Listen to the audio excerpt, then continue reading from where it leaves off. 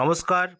প্রাথমিক শিক্ষক নিয়োগ 2022 নিয়ে খুবই গুরুত্বপূর্ণ খবর যে 2020-22 ডিএলএড ব্যাচের যে মামলা শুনানি ছিল, আজকে সেটা হয়েছে। দেখতে পাচ্ছি সৌমেন পাল ভার্সেস সাবরী নায়ক। আজকে শুনানি হয়েছে কিছুক্ষণ আগেই। তো সেখানে বেঞ্চে যে ছিল, যারা ছিলেন, যেসব বিচারপতি ছিলেন, as Bopanna, honourable justice as Bopanna and honourable justice Sudhanshu Dhulia sir. তো আজকে শুনানি হয়েছে কিছুক্ষণ। তো আজকের শুনানি থেকে যেটা আভাস পাওয়া গেছে সেটা হলো যে 2020-22 ডিএলএড ব্যাচ কিন্তু ব্যাকফুটে চলে গেছে। অর্থাৎ 2020-22 ডিএলএড ব্যাচরা কিন্তু 2022-এর রিক্রুটমেন্ট প্রসেসে তারা থাকতে পারার সম্ভাবনাটা কিন্তু খুবই কম। তো honourable justice Sudhanshu Dhulia sir যেটা বলেছেন,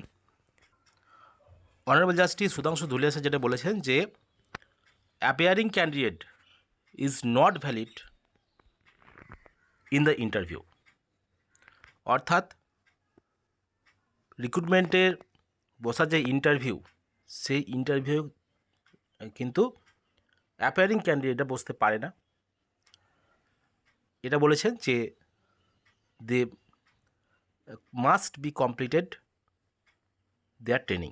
অর্থাৎ তাদেরকে ট্রেনিং কমপ্লিট থাকতে হবে, এটাই কিন্তু নিয়ম।